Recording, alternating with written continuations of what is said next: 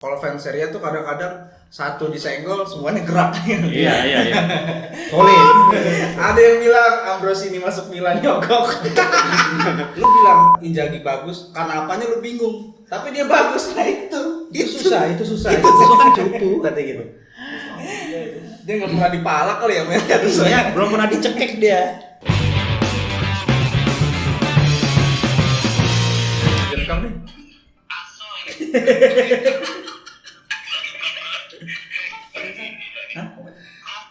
Tadu dulu. Yo, kembali lagi di Espresso, sebuah obrolan yang sedikit pahit tapi pada sibuk sendiri. Ntar deh kita lihat lagi. Ntar lanjutin Ulang. Ya, kali ini kita mau membahas sebuah tema yang lebih sering jadi perdebatan sebenarnya. Karena ini bentuknya opini. Oke. Iya. Oke. Ya, opini yang tidak populer lah. Dan kadang-kadang kalau orang tidak setuju dengan opini ini bakal jadi perdebatan sengit di lini masa. Beberapa hari belakangan ya banyak lah yang kalau fans Serie A tuh kadang-kadang satu disenggol semuanya gerak. Iya. Solid. Ada yang bilang Gattuso cupu. Ada yang bilang Inzaghi lebih jelek daripada penyerang Tarkam. Ya. Ada yang bilang Cannavaro nggak punya skill. Waduh. Ada yang bilang Paolo Maldini nggak lebih baik dari Virgil van Dijk. Waduh. Ada yang bilang Ambrosini masuk Milan nyogok. Ada yang bilang juga Baresi lebih besar dari Milan. Waduh. Oke, kita bahas kali ini ya. Oke. Anggaplah opinion yang lu jarang keluarin karena takut diserang apa, Rom? Apa? Lu punya opini tapi lu jarang ungkapin karena takut diserang sama netizen apa? Di sini sama aja gue diserang. Ya, oke, gue jawab aja. Ya kan di sini lu bisa langsung counter. Oh gitu ya. Yang menurut gua ya Conte be aja. Konten aja. Nothing special with Antonio Conte, nggak punya plan B, pragmatis, Oke. rigid. Diserang nih gua. Conte be aja. Itu menurut gua. Ya nggak apa-apa. Tuh kan kualat tuh gua baru. Gua nggak mau ngebantah biar itu aja. Biar timosnya nonton aja yang ngebantah. Habis tuh gua. Kalau Mas Adi tahu Mas?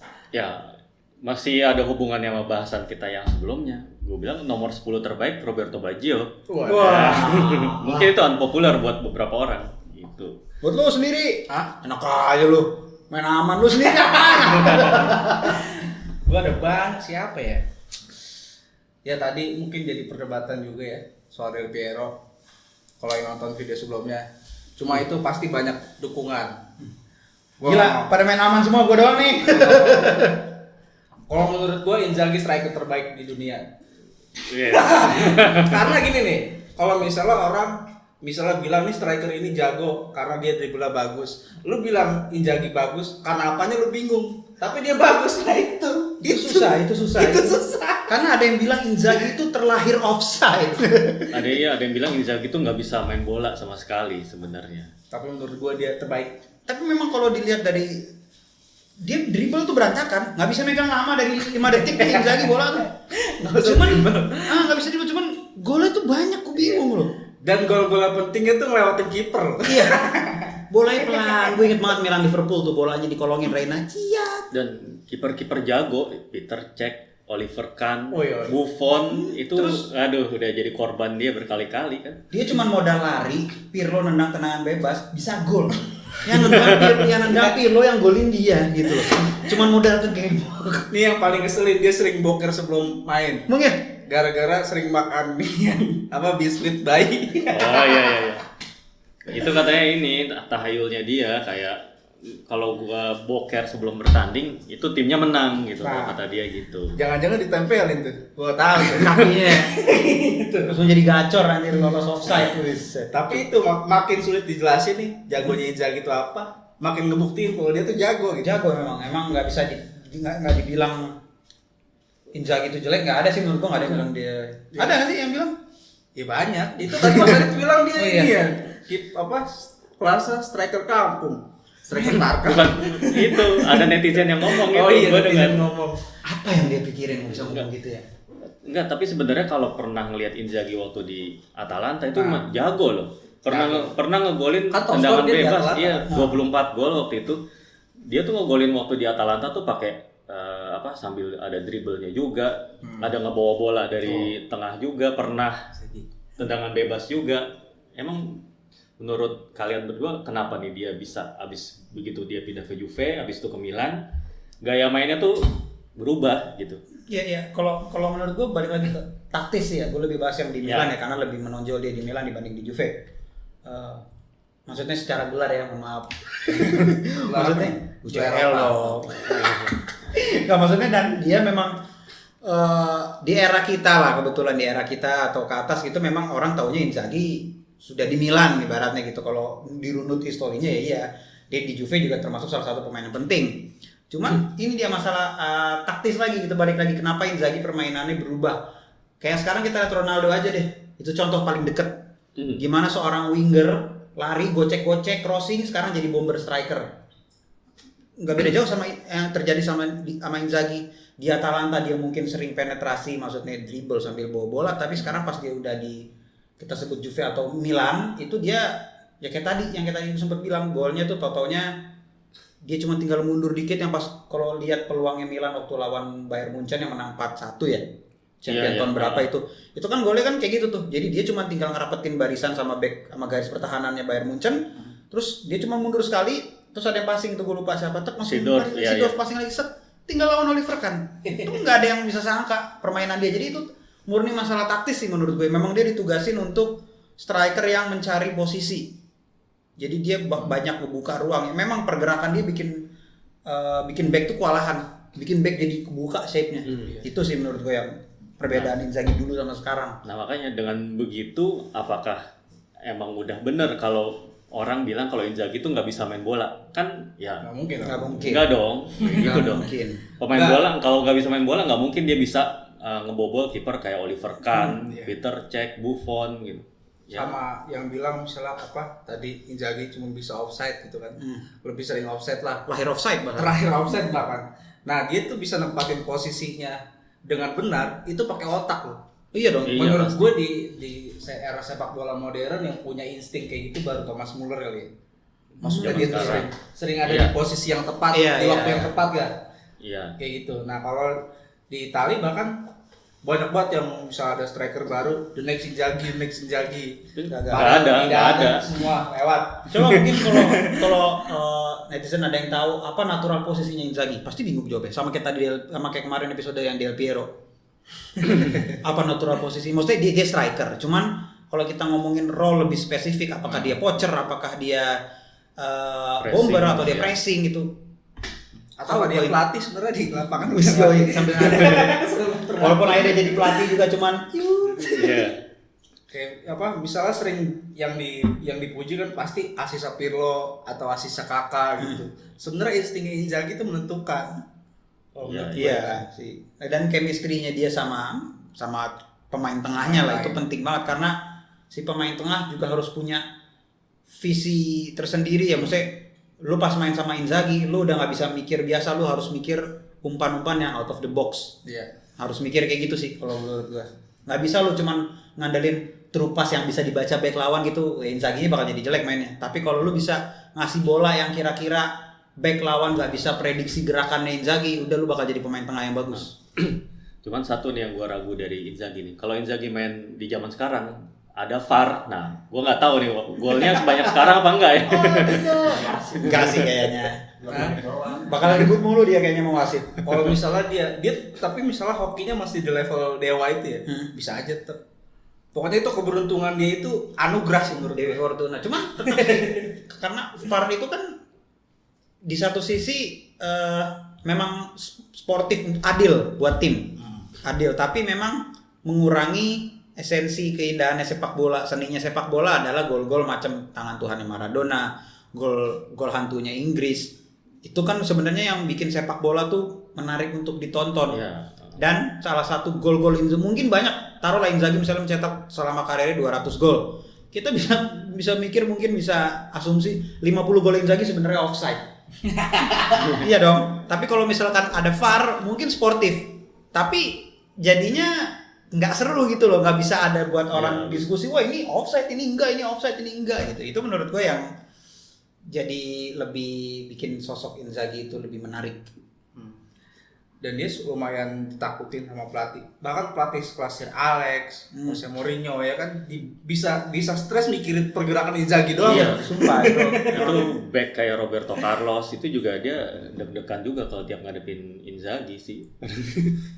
Aneh itu. Nggak ada lagi kayak pemain kayak gitu ya. Nah, sebenarnya banyak Mas. Maksudnya nih pemain yang kayak Inzaghi, apaan sih nih kelebihannya gitu. Tapi ternyata bagus itu ya. Kayak tadi mungkin Cannavaro bagi sebagian orang yang dia standarnya Sirea atau Maldini atau Baresi gitu ya. Iya, iya. Itu kayaknya Cannavaro nih dia apaan sih? Padahal dia punya lompatan tinggi, terus cara dia baca permainan kan itu kan maksudnya masih bisa dijelasin. Coba lu jelasin Inzaghi, pasti bingung.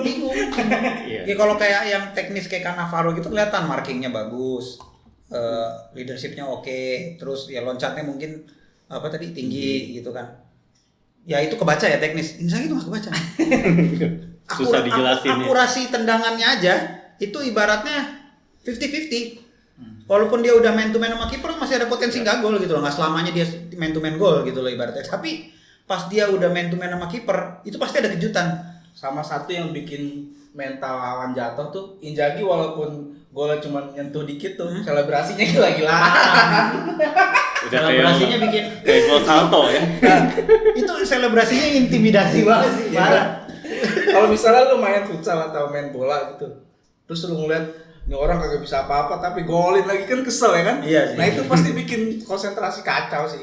Kalau menurut lo nih, gol berkesannya Inzaghi apa? Paling berkesan yang lu ingat gitu. Kalau gue masih yang gol dia Juve was lawan MU, lawan apa ya? Waktu itu ya? Galatasaray kalau nggak salah. Itu Yang salto, yang ya, salto itu masih salto itu kayaknya jarang diulang lah. Jarang. Diulang sama Inzaghi sendiri gitu. Ya sama gol yang nggak sengaja lawan Liverpool. Kalau Mas Adit? Kalau gue sih yang pas dia ngelewatin Peter Cech gitu, yang di Piala Dunia 2006. Oh iya. Kalau gue justru digocek. Iya itu Peter Cech sampai bisa digocek dan sampai Peter Cech lari-lari begitu kan. dia bisa gocek. Ya. Kalau menurut gue justru yang gue selalu ingat dari Inzaghi walaupun gue ngikutin karir dia maksudnya dari lama ya dari awal dia di Milan. Tapi yang paling berkesan adalah gol terakhirnya dia waktu lawan Novara. Oh iya. Nah itu aja di saat-saat terakhir nih. Saat terakhir pemain cadangan masuk sebagai pemain cadangan ibaratnya ini adalah farewell lah honor to Inzaghi gitu loh ibaratnya. Nggak berharap dia golin, tapi dia golin dan udah usia yang tua, ekspresinya kayak bocah tetap pas golin. Lari sampai ke pojok gini-gini tiang corner gini-gini wah gila itu. Iya, Itu paling berkesan sih. Kalau pas lagi ada game-game yang yang kayak game-game tim tua gitu, Inzaghi kan masih suka main tuh, masih sama kayak gitu juga, gaya mainnya dan masih maruk juga kan emang ya dasarnya striker sih ya, maksudnya masih main serius gitu Inzaghi. Bahkan masih diving ya waktu itu. Iya, masih diving. nah di Italian TV gue sempat lihat videonya lagi training. Yang Benevento itu kan dia nyundul ya. Yang lagi training ini nendang biasa kan selebrasinya Oh iya benar. Ada latihan biasa. Latihan biasa, dia udah jadi pelatih itu loh. Udah jadi pelatih. Ya berarti emang passionnya lah. Passionnya dia udah sepak bola. Itu udah passion kalau kayak gitu. Meskipun karir melatihnya lebih bagus adanya ya. Adanya. Inzaghi. Terus siapa lagi nih Mas? Unpopular. Apa Gattuso lah, ya kan? Gattuso apa hebatnya? Ya orang kan pasti bilangnya begitu. Emang katanya pemain cupu. Gua bilang aduh. Nggak ngerti lagi sih gua. Kenapa komentar itu bisa ada gitu. Terus Gattuso kan cupu katanya gitu. Dia nggak pernah dipalak kali ya main Gattuso. Iya, belum pernah dicekek dia. Ya, Kayak asisten Hotspur. Kalau nganggap seorang gelandang atau pemain bola tuh harus bisa assist atau bikin nyetak banyak gol, ya mungkin Gattuso ya kelihatannya nggak gimana gitu. Cuma kan yang namanya tim ini kan olahraga bola itu kan olahraga tim gitu ya, bukan ini kan bukan lu nggak main sepak takraw yang harus bisa kayak akrobatik semua. Jadi main bola emang perannya masing-masing gitu. Kalau lu pengen yang akrobatik ya lu nonton sepak takraw sih, bukan nonton bola gitu. Makanya agak susah ngehargain Gattuso gitu kalau kayak gitu. Tapi memang ini sih pas selama Gattuso masih berkarir aja sebagai pemain ya, pernah sih denger ada rumor transfer dia? Gue sih nggak pernah. Oh ditaksir sama klub lain. Iya gitu, sampai serius gitu. Jarang. Nggak ada ya? Apa emang bener dia pemain cupu? Enggak, dia Apa tuh itu jadi indikator ya kayak gitu? Itu jadi indikator mungkin bisa jadi kan? Atau lo kayak kalau ditantangin balik, coba sebutin 10 gelandang terbaik Itali atau Milan, itu Gattuso ada nggak di situ? Nah, Itu balik susah. lagi. Itu susah emang. Dan itu Apalagi balik kalau ngomongin lagi. per era ya. Ya itu kan juga indikatornya banyak, apa terbaik tuh apa gitu, yang bikin terbaik apa skillnya, apa statistiknya, apa trofinya, apa apanya, ya kan orang juga beda-beda ngelihatnya gitu kan. tapi yang satu masih di bawah sampai dia jadi pelatih sekarang itu dia posisi dia tuh kayaknya masih posisikan dia sebagai orang yang ada di lapangan. Iya. Maksudnya ketika ada pemainnya nih pasti dibela habis-habisan. Iya, iya. Waktu itu Donnarumma yang dilemparin duit sama supporter Milan kan Iya, gara-gara dia minta naik gaji. Yang pertama ngerangkul kan Gattuso. Dan juga waktu di Napoli kemarin kisruh manajemen segala macem dia bisa ngangkat mental Napoli. Gila juara. Iya sih Napoli. Ya itu sih yang masih di bawah sampai sekarang gitu. Ya sama kayak tadi Inzaghi ya, yang Iya. masih di bawah tuh passionnya. Gattuso itu apa ya, semangatnya kali, grinta itu tuh. Tapi memang gua belum nemu lagi sosok apalagi di Italia ya, seorang ball winner yang lebih bagus dari Gattuso. Belum ada lagi. Maksudnya selain dia menjadi seorang perebut bola yang oke gitu loh. Dia juga punya, bahkan memang seharusnya setelah Maldini pensiun, sebenarnya gue justru lebih setuju dia yang megang ban kapten. Emang dia kan Scudetto terakhir kaptennya dia. Scudetto Iya. terakhir kan, tapi maksudnya tapi kan setelah Maldini nggak langsung kan. Maksudnya gue sebenarnya tuh setuju dia tuh sebenarnya karena karakter leadership apa yang kurang dari Gattuso? Dia semangatin pemain bisa, intimidasi lawan bisa. Sama Kurang dia apa tapi lagi? ngomongnya kurang jelas. Iya sih. Dia kalau ngomong pelan nggak jelas, teriak dia jelas. Makanya harus teriak ya. Harus teriak, makanya dia cocok jadi kapten di lapangan udah. Sering diledekin sama Pirlo kan kalau di luar lapangan. Kalau preskon udah lah suruh orang aja yang ngomong, mendingan jangan dia. Terus yang lucu Gattuso itu ngapa dia nggak main sosial media segala macem, masih konservatif banget. Ya Tapi kan dia sempat nyindir kan? Iya dia kan bilang apa, dua tombol yang paling sering dipakai di handphonenya cuma tombol angkat telepon sama tombol ini kan reject telepon. Itu nggak ngerti main Instagram apa. Jadi lu kalau misalnya pemain Napoli nih misalnya nih gede sama Gattuso diomongin aja di Instagram dia mau tahu. Cuek aja, paling dengar cerita doang. Jangan-jangan Berarti dia orang yang nggak punya beban hidupnya loh. Iya. Jangan-jangan dia ngambil gajinya juga mesti cash lagi, nggak mau Cash, nggak mau pakai terima apa? transferan, nggak. Masih pakai Westerling. Iya, pakai amplop coklat anjir, kasih amplop coklat gitu. Terus lu siapa bro tadi Gattuso tuh Mas Adit. Ini udah 2 Milan nih, lu harus yang beda nih. Yang underrated nih, tadi gua udah sebut tadi, masa gua ulang lagi lu sengaja lu. Enggak tadi unpopular opinionnya. Iya, Conte Conte. be aja. Oh B aja tuh kenapa nih? Gini, dia pas megang Juve itu memang Juve lagi reborn, lagi bagus dan skuad Italia yang lain, tim Italia yang lainnya memang lagi bobrok. Dan dia punya chemistry yang kuat sama Juve sebagai mantan pemain dan punya B aja tuh bukan berarti nggak bagus ya. Biasa aja, dia punya basic untuk melatih.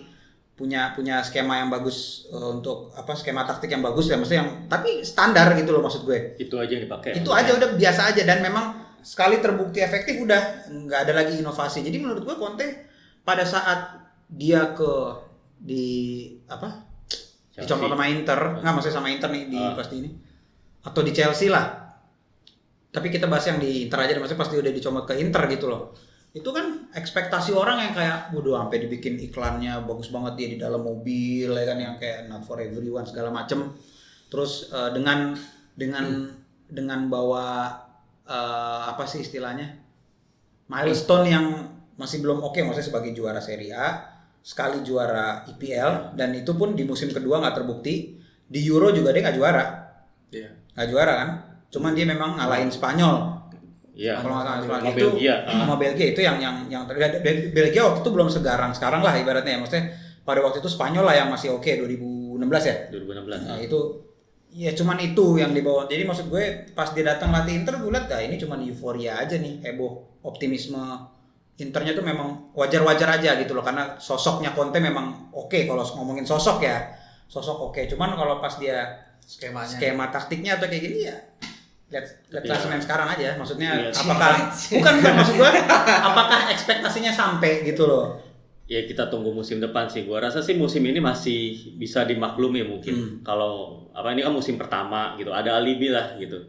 Terus mungkin dia juga kayak ngerasa belum dibeliin semua pemain-pemain yang dia mau. Nah, musim depan gua rasa sih tekanan akan lebih berat. Tapi dia di Chelsea berhasil loh. Musim pertama ya itu karena nggak, ya bisa jadi nggak, taktiknya dia nggak aman di Inggris dan nggak kebaca, bisa jadi sih. Jadi ya dan juga skuadnya Chelsea waktu itu emang mendukung banget gitu. Itu dia yang gue bilang kenapa dia B aja, udah tahu dia di Itali, orang udah tahu cara mainnya dia gitu loh. Pelatih di Serie A tuh udah pada tahu, tapi pas dia datang ke Inter dia membawa skema yang sama, nggak ada berubahnya, 3-5-2 dengan satu pivot ya, maksudnya gitu aja udah, nggak ada yang spesial. Justru gue lebih sosok yang ngomongin pelatih yang menurut gue bagus ya Gasperini sekarang. Konsisten, tapi tetap ada perubahan. Oke lah, enggak, kalau misalkan contoh yang universal lagi kita lihat Jurgen Klopp, orang taunya dia main gegen pressing, tapi dia berevolusi tiap musim. Makanya orang susah ngelawan tim yang dipegang sama Jurgen Klopp, entah itu Dortmund, entah itu Liverpool. Ya, tapi ini opini lah ya, pasti. Iya. Jangan baper. Jangan bully gua. Iya itu betul.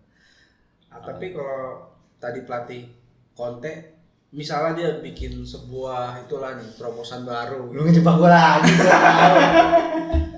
Ya kan bisa jadi. Oke. Bisa jadi. Misalnya dia bikin terobosan baru dengan pemain-pemain dan ini bikin kejutan gitu. Lu berubah pikiran nggak? Pasti. Mungkin aja. Berarti itu belum goyang ya? Belum goyang maksud gue. Maksudnya belum, masih goyang lah. Iya, maksud gue memang ini kan unpopular opinion yang dari kemarin udah ada aja gitu, dari yang eksistensinya dari kemarin sampai hari ini video ini dibuat gitu. Memang masih menurut gue dia yang biasa aja. Tapi gue gak bilang mediocre ya, jangan salah tangkap, dia bukan pelatih mediocre tapi pelatih biasa aja.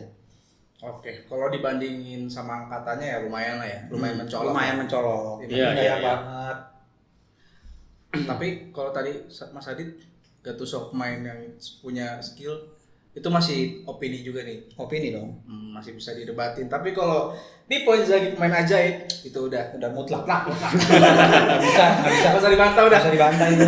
Macam-macam lah. Oke, cukup kali ya? Cukup. Oke, cukup. Kalau kalian punya unpopular opinion juga, Ya boleh kita bahas lagi nanti ya. Oke, misalnya sebut aja lah apa yang masih ide yang aneh-aneh, wah yang bikin kita, wah gila nih gak kepikiran juga nih. Iya benar-benar. Ya kan?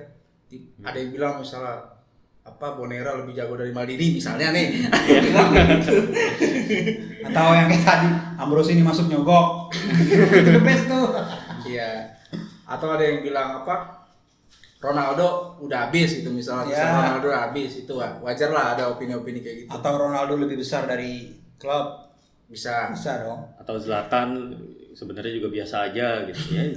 Bisa aja. Banyak macam-macam lah. Apakah Zlatan itu benar Tuhan atau bukan? Jangan terlalu mengidolakan Zlatan karena itu musyrik. Oke, cukup sekian dari kami. Ciao.